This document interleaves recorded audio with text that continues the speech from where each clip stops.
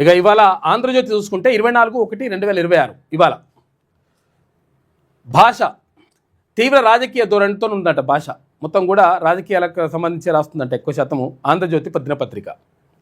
BC SC ఎస్టీలకు సంబంధించి ఎక్కువగా నెగిటివ్ ఫ్రేమింగ్ ఉందంట. నెగిటివ్ అంటే అసలు యాక్చువల్గా బీసీలు ఎస్సీలు ఎస్టీలు అంటే అసలు యాక్చువల్గా వాళ్ళు మనుషులే కాదన్నట్టు, వాళ్ళ ఉద్యమాలు కావన్నట్టు, వాళ్ళ డిమాండ్లు అసలు సరైనవి కాదు, వేస్ట్ అసలు అనవసరంగా చేస్తున్నారు అన్నట్టుగా నెగిటివ్ ఫ్రేమింగ్లో చేస్తూ ఉందంట బీసీ ఎస్సీ ఎస్టీలు మైనార్టీలకు సంబంధించి.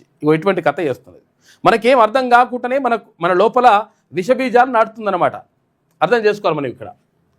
రిజర్వేషన్లు ఇది ప్రమాదం అంటే రిజర్వేషన్ అంటే ప్రమాదం అన్నట్టు, అదేదో మొత్తం కూడా మోసం అన్నట్టు ఇటువంటి కథలు రాసుకొస్తుందన్నమాట. ఇట్లా రిజర్వేషన్లు ఎందుకు ఇస్తారు? ఎవరైతే కింది వర్గాలు ఉన్నాయో కింది వర్గాలకు పైకి రావడానికి, తర్వాత వాళ్ళకు ఒక మంచి అవకాశాలు కల్పించడానికి, అందరూ సమానంగా ఉండడానికి సమాజంలో కొంతవరకు అవకాశాలు కల్పిస్తే వాళ్ళు పైకి వస్తారనే ఉద్దేశంతో రిజర్వేషన్లు ఇస్తారు. కానీ ఇది ప్రమాదం, రిజర్వేషన్ అంటేనే ప్రమాదం అనేటువంటి భావనతోటి రాస్తూ ఉందంటే ఆంధ్రజ్యోతి దినపత్రిక. ఇక ఓసీలకు స్పష్టమైనటువంటి వర్గ పరిరక్షణ, ఓసీ వర్గ పరిరక్షణనే అంటే రెడ్డి వెలమలు తర్వాత ఇటువంటి కమ్మలు ఇటువంటి వాళ్ళకు కమ్మగా రాసుకొస్తుందన్నమాట. ఏంది ఆంధ్రజ్యోతి దినపత్రిక స్పష్టమైన వర్గ పరిరక్షణ కోసం, ఆ పరిరక్షణ కోసం చేస్తుందట. అంటే మనము ఒకవేళ ఈ పేపర్ను కొంటున్నాము అంటే మనని మనము మోసం చేసుకుంటున్నాము, మనని మనము బొంద పెట్టుకుంటున్నాము అన్నట్టు అర్థం చేసుకోవాలి మనం. ప్రభుత్వంపై వైఖరి ఎట్లుందంటే అంటే బీసీ అనుకూల నిర్ణయాలపై తీవ్ర విమర్శ. ఒకవేళ బీసీలకు రిజర్వేషన్లు 42% రిజర్వేషన్ ఇస్తున్నా అంటే అయ్యో అట్టెట్లు ఇస్తారు, అయితే మిగతా వాళ్ళకి అన్యాయం జరుగుతుంది కదా, ఇట్లా రాసుకొస్తానమాట. ఇటువంటి కథలు చేసుకొస్తుందంట ఆంధ్రజ్యోతి దినపత్రిక. ఇక బీసీలకు ప్రమాద స్థాయి, అత్యంత ప్రమాదకరం, మోస్ట్ డేంజరస్ పత్రిక ఏదైనా బీసీలకు ఉంది అంటే అది ఆంధ్రజ్యోతి దినపత్రిక అని చెప్పేసి ChatGPT చెప్తా ఉంది. మోస్ట్ డేంజరస్, బీసీలు అసలు కొనకూడని పత్రిక అని చెప్పేసి కూడా క్లియర్గా ChatGPT చెప్తున్నది, మనం చెప్తున్నటువంటి మాట కాదు. ఇక ఈనాడు చూసుకుంటే ఈనాడు బీసీ ఎస్సీ ఎస్టీ మైనార్టీలు ఎక్కువగా స్కీమ్ న్యూస్ అంటే ఏమన్నా పథకాలు ఉన్నాయి అవి ఉన్నాయి ఇవి ఉన్నాయి ఇది అడుక్కుంటున్నారు అన్నట్టుగా ఒకటి సంఘటనలు రిపోర్టింగ్ వరకే. ఏది అక్కడ ధర్నా జరిగింది, తర్వాత మొత్తం కూడా తీవ్రమైనటువంటి డిమాండ్ చేసిండ్రు, రకరకాలుగా ఎజిటేషన్ జరిగింది అంటే ఆ ఎజిటేషన్ని ఏదో జరిగింది అన్నట్టుగా. నిజంగా దానికి ఉన్నటువంటి కారణాలేంది, ఆ ఎజిటేషన్ చేయడానికి కారణాలేంది, వీళ్ళు ఇంత తీవ్రస్థాయిలో ఉద్యమించడానికి కారణం ఏంది అనేది మాట రాయేది. కారణాలు రాస్తే తెలుస్తుంది కదా విషయం. అట్లా ఉట్టిగానే ఎట్లా రాష్ట్రం అంటే రాష్ట్రకొచ్చినట్టు. వ్యవస్థాపక అణచివేత, సామాజిక అన్యాయం కోణం చాలా తక్కువగా ఉందట. ఇక ఓసీలకు సంబంధించి సమస్యలను మెరిట్, వ్యవస్థ నాశనం అనే ఫ్రేమ్లో చూపించడం ఇది కనిపిస్తుందట. మెరిట్లో ఉన్నట్టుగా ఓసీలు అంటే మెరిట్ ఇట్లా చూపిస్తానమాట. ప్రభుత్వంపై వైఖరి ఎట్లున్నదంటే ప్రత్యక్ష భావన కాదు, కానీ బీసీలకు అనుకూలమైన విధానాలపై సాఫ్ట్ నెగిటివిటీ, ఏం తెలియకుండానే మెల్లమెల్ల ఇంజెక్ట్ చేస్తుంటుంది. ఇట్లా సాఫ్ట్ నెగిటివిటీ అది అట్లా కరెక్ట్ కాదేమో అసలు. యాక్చువల్గా రిజర్వేషన్లు అవసరం ఏముంది, ఇట్లా రాసుకొస్తాను అనమాట. వాళ్ళకి ఏం అవసరం రిజర్వేషన్ ఎందుకు ఇవ్వాలి, అట్లా ఎంత జనాభా ఉంటే అంత జనాభా ఇవ్వాలన్నా అవసరం? అట్లా ఎస్సీ ఎస్టీలకు కానీ బీసీలకు కానీ మైనార్టీలకు కానీ ఇవ్వాలన్నా అవసరం ఉంటుందా? అవసరం లేదు. ఎవరు దమ్మునుంటే తీసుకుంటాడు. ఆస్తులు ఉంటాయి, ఉన్నాయంటే ఆస్తులు ఉంటాయి, మస్తుగా ఉంటాయి, తప్పేముంది. భూములు ఉంటాయి, ఆ భూములు కూడా మస్తుగా ఉంటాయి. ఉన్నోడు లేనోడి దగ్గర పని చేయాలి, లేనోడు ఉన్నోడి దగ్గర పని చేయాలి. ఇటువంటి కథలు రాసుకొస్తాను అనమాట తెలియకుంటే మెల్లగా. ఇక బీసీలకు ప్రమాద స్థాయి అధికంగా ఉందంట, ఐడియాలజికల్ లెవెల్లో ఉందంట. బీసీ ఉద్యమాలకు అనుకూలమైనటువంటి ఆలోచన ధార లేదు. ఇక రేటింగ్ చూసుకుంటే 5కు 2, 5 స్టార్కి 2 స్టార్ ఉంది. ఇందాక ఆంధ్రజ్యోతికి అయితే 5 స్టార్కి 1 స్టారే. ఇది ఈనాడుకి సంబంధించి ఇట్లుంటే బీసీలు కొనుక్కోవడం అవసరం లేదు, అసలే కొనొద్దు అని చెప్పేసేమో ఆంధ్రజ్యోతి గురించి. ఇక్కడ ఈనాడైతేనేమో కొనాల్సిన అవసరం లేదు, ఇది కొంటే కూడా వేస్టే అని చెప్పేసి. తర్వాత మన తెలంగాణ, ఈ మన తెలంగాణ నమస్తే తెలంగాణనేమో. ఈ నమస్తే తెలంగాణ ఏమున్నది, బీసీ ఎస్సీ ఎస్టీలకు సంబంధించి ప్రాంతీయ ఉద్యమాల కోణం, బీసీలకు స్థానం ఉంది.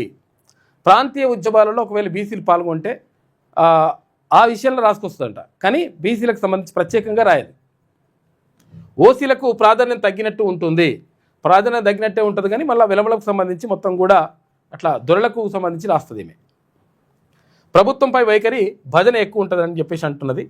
భజన ఎక్కువ ఉంటుందంటే అసలు యాక్చువల్గా గత ప్రభుత్వంలో చేసినటువంటి భజన ఎక్కువ ఉంటుంది, ఇప్పుడు ప్రభుత్వం పైన విమర్శ ఉంటుంది. ప్రజా సమస్యల కంటే ప్రభుత్వ ఇమేజ్కు సంబంధించి రాస్తుందంట. బీసీలకు ప్రమాద స్థాయి మధ్యస్థం, పెద్దగా ఏం అటు ఇటు కాకుంటున్నదంట పరిస్థితి. ఏది నమస్తే తెలంగాణ. రేటింగ్ చూసుకుంటే 5 స్టార్కి 3 స్టార్. ఒక్క పత్రికగా సరిపోదు. అసలు యాక్చువల్గా ఇది పత్రిక అనే ప్రమాణాలే దీనికి లేవు, దీన్ని కరపత్రం లెక్క అనమాట, పాంప్లెట్ అంటారు కదా దాని లెక్క.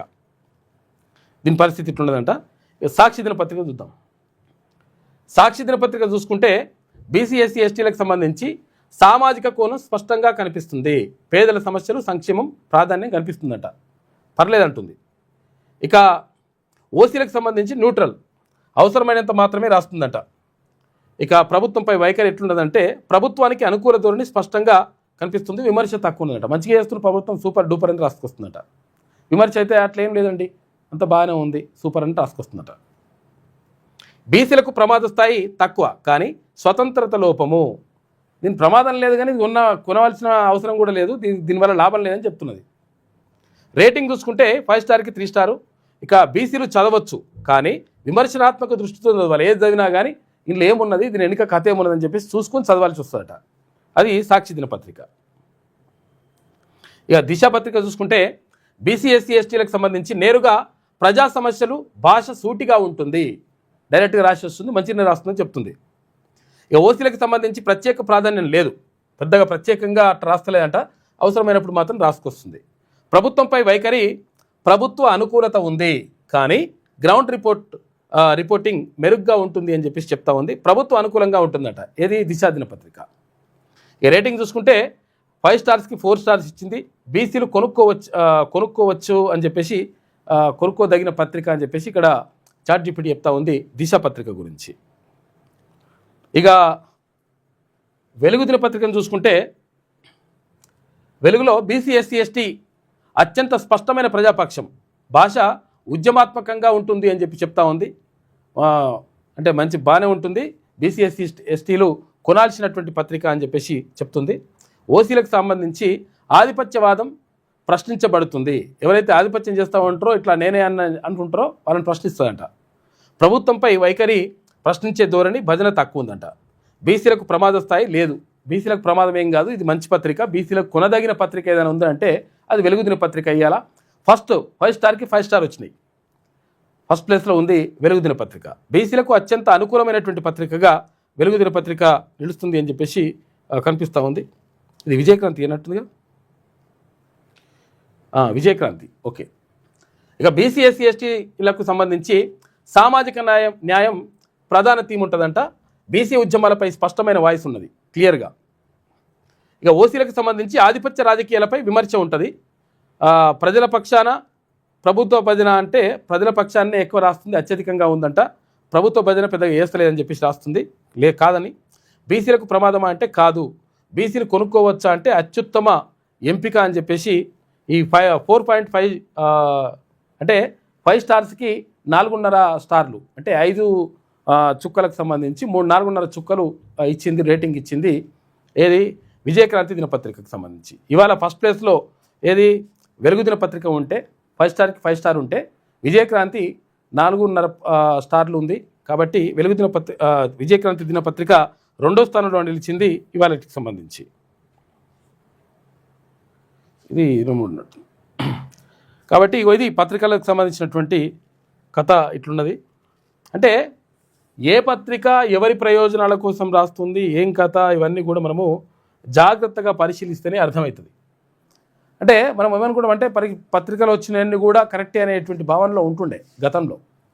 ఎందుకంటే పేపర్ల మీదనే లేకపోతే ఈ టీవీ ఛానళ్ళ మీదనే ఆధారపడుతుండే, ఎక్కువ ఆధారపడుతుంటే ఏమైంది, వాడు ఏది రాస్తే అదే వార్త, ఏది రాస్తే అదే కరెక్ట్ అనుకునేటువంటి పరిస్థితి ఉంటుండే.